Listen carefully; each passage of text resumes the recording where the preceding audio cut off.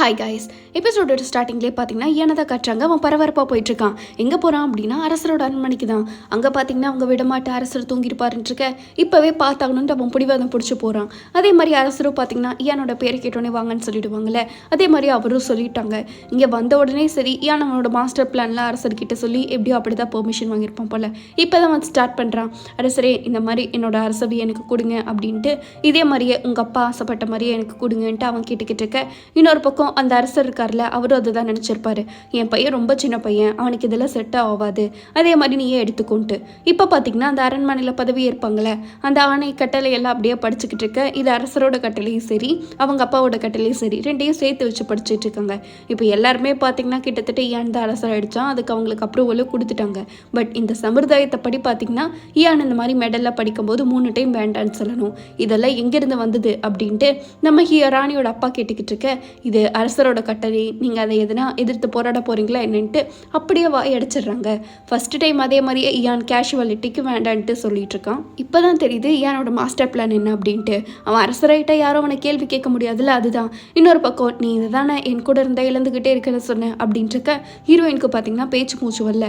என்னதான் இருந்தாலும் இனிமேல் நீ என் கூட இருந்து இழக்க வேணாம், என் மேலே அவ்வளோ நம்பிக்கை இல்லாமல் போயிடுச்சுல, நான் உன்னை காப்பாற்ற மாட்டேன், நம்மளை நான் ப்ரொடெக்ட் பண்ண மாட்டேன்ட்டு நான் அப்படி நினச்சிட்டல அப்படின்ட்டு ஏன்னு பார்த்தீங்கன்னா கேட்டுக்கிட்டு இருக்க. ஹீரோயின்ட்ட பதிலே இல்லை. அப்படிலாம் இல்லை அப்படின்ட்டு இருக்க. நீ என்னை நம்பலை, நம்பாதான் கட்டி தானே எனக்கு டிவோர்ஸ் கேட்டு போனேன்ட்டு ஏன்னு பார்த்தீங்கன்னா கோச்சிட்டு போயிட்டாரு. இவளா கண்ணில் தண்ணியோடு நின்றுக்கிட்டு இருக்க. இந்த விஷயம் ராணிக்கு தெரியுது. தெரிஞ்ச உடனே ராணிக்கு பார்த்தீங்கன்னா உயிர் இல்லை. அவன் டக்குன்ட்டு என்ன இப்படி பண்ணிட்டாங்க அப்படின்ட்டு இருக்க. எதை இப்படிலாம் பண்ணுறாங்கன்ட்டு அவங்க அப்படியே உட்காந்து அழுக ஆரம்பிச்சிடுறாங்க. கவலைப்படாதீங்க, ஏன் வேண்டான்னு சொல்லிட்டான் அப்படின்ட்டு இருக்க. அதெல்லாம் சும்மா ஒரு அக்செப்ட் பண்ணுறதுக்கு முன்னாடி 3 டைம் வேண்டான்னு சொல்லணும், அதுதான் சம்பிரதாயம் அப்படின்ட்டு அவங்க உட்காந்து பைத்தியம் பிடிச்ச மாதிரி அழுதுட்டுருக்க. நேராக அரசரை பார்க்க தான் போகிறாங்க. அரசர் உஷாராக இந்த டேபிள் சேருன்ட்டு ராணி உள்ளே வராத மாதிரி என்னென்ன பண்ண முடியுமோ எல்லாமே பண்ணிகிட்ருக்காங்க.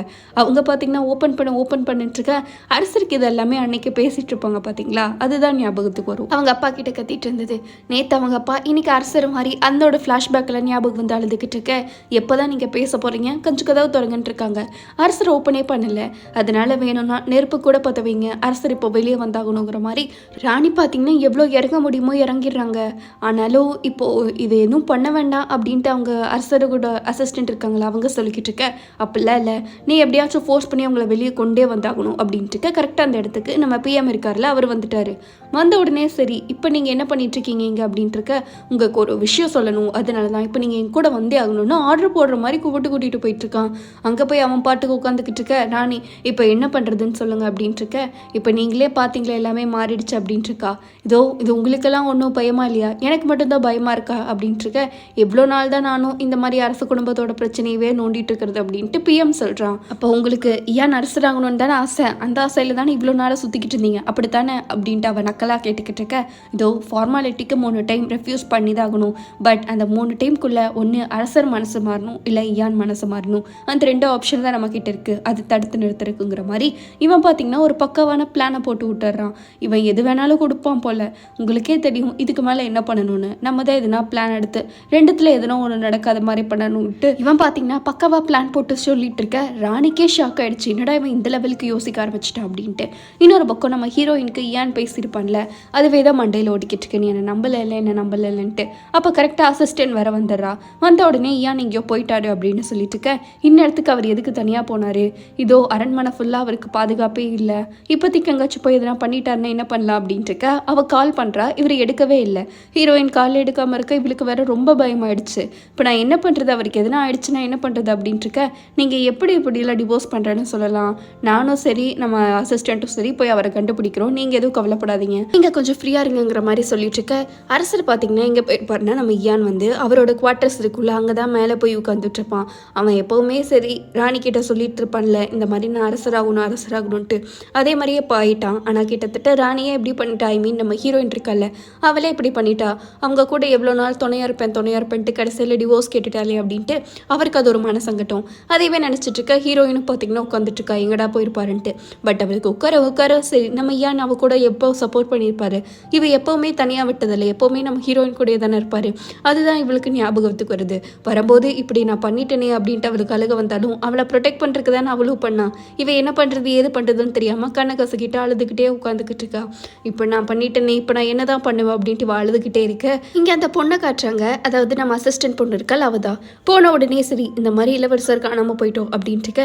அப்போ எங்கே போயிருக்காரு, வாங்க நம்ம போகலாம் அப்படின்ட்டு இருக்க. அதில் எனக்கு தெரியும் அப்படின்ட்டு நம்ம அரசர் ஆல்ரெடி இந்த மாதிரி ஏன்னு சொல்லியிருப்பான். நான் இந்த மாதிரி இந்த பிரச்சனையெல்லாம் வரும் வந்தால் நான் என்னோட இடத்துக்கு தான் போவேன், நீ வேணும்னா அங்கே பார்க்கவா அப்படின்ட்டு. அப்போ ஹீரோயின்ட்ட சொல்லலாம்ல அப்படின்ட்டு இருக்க. நீங்கள் கூட தான் இந்த மாதிரி பிளான் பண்ணிக்கல, அதை என்கிட்ட சொல்லவே இல்லைன்ட்டு 2 பேரும் பார்த்தீங்கன்னா அரசரை தேடுறங்கிற பேரில் 2 பேரும் ஜாலியாக உட்காந்து இந்த பியர் இருக்கும்ல அதை பாட்டில் அடிச்சுக்கிட்டு இருக்காங்க. 2 பேரும் எப்படி இருந்தாலும் சரி பிரிய மாட்டாங்கன்னு இப்போதைக்கு நம்ம நம்புவோம். அதுதான் உண்மையும் கூட. அரசர் எப்படியும் கண்டிப்பாக ஏன் ஹீரோயினை ப்ரொடெக்ட் பண்ணிடுவார். அதே மாதிரியே இப்போ பண்ணவும் ஆரம்பிச்சிட்டாரு. ஹீரோயின் அந்த வார்த்தையை தவிர்த்துருக்கலாம், நீங்கள் கொஞ்சமாச்சும் என்கிட்ட முன்னே சொல்லியிருக்கலாம்ல அப்படின்ட்டு 2 பேரும் மாறி மாறி பேசிக்கிட்டு இருக்காங்க. இவங்க உட்காந்து புலம்பிக்கிட்டு இருக்க. இன்னொரு சைட் நம்ம ஹீரோயினை தான் காட்டுறாங்க. அவள் பார்த்தீங்கன்னா பதறி அடிச்சுட்டு மெசேஜ் பண்ணுற கால் பண்ணுற எடுக்கவே மாட்டாங்க. கோர்ட் லேடி பார்த்தீங்கன்னா அவர் எதுனா ரிப்ளை பண்ணாரா அப்படின்ட்டு இருக்க. அதெல்லாம் இல்லை நான் பார்த்துட்ருக்கேன் அப்படின்னு சொல்லிக்கிட்டு இருக்காங்க. அப்போ தான் கோர்ட் லேடி சின்ன வயசில் இயான் ஒரு டைம் அவருக்கு வேணும்னு சொன்னார் ஒரு பொருள், பட் இங்கே கிடைக்கல, அதனால பார்த்தீங்கன்னா அவர் செவரே எழுதி குடிச்சாரு. ஸோ நமக்கான பொருள் வேணும்னா நம்ம தான் அதை தேடி போகணும், அந்த பொருள் நம்மளை தேடி வராது, புரிஞ்சிருக்கும்னு நினைக்கிறேன் அப்படின்னு கோர்ட் லேடி சொல்ல ஹீரோயினுக்கு பார்த்தீங்கன்னா அப்போ தான் ஒரு விஷயம் புரியுது. டக்குன்னு அரண்மனை கேட் வேற க்ளோஸ் ஆக போகுது, இப்போ போனால் தான் உண்டுன்ட்டு அவங்க சீக்கிரமாக ஹீரோயினை கிளம்புங்கிற மாதிரி ஒரு க்ளூ கொடுத்துக்கிட்டு இருக்க. அவ்வளோ பார்த்தீங்கன்னா அப்போ நான் போய் சர்ச் பண்ணி பார்க்கட்டேன் அப்படின்ட்டு இருக்காங்க. ஆமாம் நீங்கள் போய் தேடுங்க, அப்போ தான் கண்டுபிடிக்க பிடிக்குங்கிற மாதிரி நம்ம ஹீரோயின் அனுப்பிச்சி விட்டுட்டு கோர்ட் லேடி அப்படியே சந்தோஷமாக நின்றுட்டுருக்க. ஹீரோயின் பார்த்தீங்கன்னா கார்க்குள்ளே வந்துடுறா. வந்த உடனே ஏன்ட்ட எங்கே தான் இருக்கீங்க சொல்லுங்கள், நான் உங்களை தேடி வரேன் அப்படின்ட்டு இருக்க. ஏன்னு பார்த்தீங்கன்னா ஒரு வழியாக அவன் இருக்கிற இடத்துல சொல்லிடுறான்.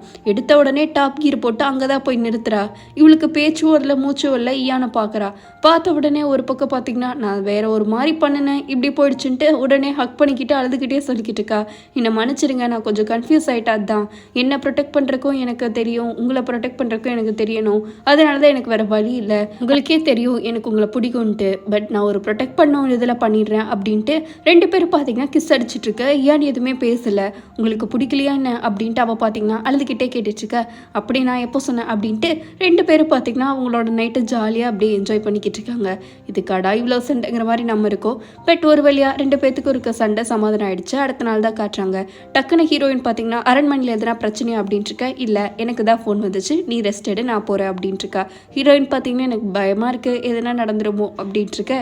ஏன்னு பார்த்தீங்கன்னா இதுக்கு மேலே எதுவும் நடக்காது, எல்லாமே நான் பார்த்துட்ருக்கேன், நீ இன்னும் ஒரு டைம் மட்டும் நான் ரெஃப்யூஸ் பண்ணால் போதும், அதுக்கப்புறம் நான் தான் அரசர் அப்படின்ட்டு இருக்கேன். நிஜமாலுமே நீங்கள் உங்கள் ஆசையை நிறைவேற்ற போகிறீங்க, பட் இருந்தாலும் சேஃபாக இருங்க அப்படிங்கிற மாதிரி சொல்லிட்டு இருக்காங்க. நீங்கள் இந்த மாதிரி அரசரை ப்ரொடெக்ட் பண்ணணும்னு தான் ஆசைப்பட்டீங்க, இப்போயே நீங்கள் அரசராகணும்னு ஆசைப்பட்றீங்க அப்படின்ட்டு இருக்க. ஏன்னா அன்றைக்கி விளையாடிட்டு இருப்பாங்களே, விளையாடிட்டு இருக்கும் போதே பார்த்தீங்கன்னா அவர் பேசுறது இவங்க கேட்டிருப்பாங்க. அப்போ தான் இன்னொரு விஷயமும் தெரியுது, அவங்களுக்கு வந்து அரசராக இருக்க பிடிக்கல, அவங்க பையனும் அந்த பாடத்தை துவக்கக்கூடாதுன்னு நினைக்கிறாரு அப்படின்னு. ஆனால் ஏன்னு பார்த்தீங்கன்னா அவங்க கொஞ்ச நேரம் கழிச்சு இருந்துட்டு இருக்கும்போது அவன் ரூமுக்கு ஏதோ ஒரு பாக்ஸ் சட்டை தேடி வந்திருக்கும். என்னடா இதுன்னு அவனும் ஓப்பன் பண்ணி பார்த்துருப்பான். அந்த மாதிரி அரசர் கொடுத்தவன பார்த்தா அவர் ட்ரெஸ்ஸோட சேர்த்து இந்த உயிலையும் எழுதி கொடுத்துருப்பாரு, எனக்கு அப்புறம் நீ தான் அரசராக இருக்கணும் அப்படின்ட்டு. அப்போது இவங்களுக்கெல்லாம் ஷாக் ஆகிருக்கும். கூட கோர்ட் லேடி மட்டும்தான் இருந்திருப்பாங்க. இருந்தாலும் சரி இப்போ இளவரசர் என்ன பண்ணுவாங்க அப்படின்ட்டு எல்லாமே குழப்பி யோசிச்சுட்டு இருக்கும்போது தான் அதுக்குள்ளே அந்த ஃபயர் இன்சிடென்ட்டும் ஏதோ சவுண்டு கேட்டிருக்கும். என்னடா இது இப்படி சவுண்டு கேட்குது அப்படின்ட்டு வெளியே போய் பார்க்கும்போது தான் பார்த்தீங்கன்னா ஃபுல்லாமே எரிஞ்சு பற்றிக்கிட்டு இருக்கும். அரசரோட தடையுமே இல்லாமல் போயிருக்கும், அவர் தான் இறந்து போயிருப்பாரு.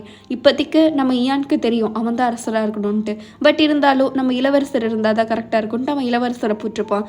பட் இப்போதைக்கு இளவரசரோட நிலைமையை பார்க்க எனக்கே பாவமாக இருக்குது, நான் ஏதோ தப்பு பண்ணிட்டு தோணுது.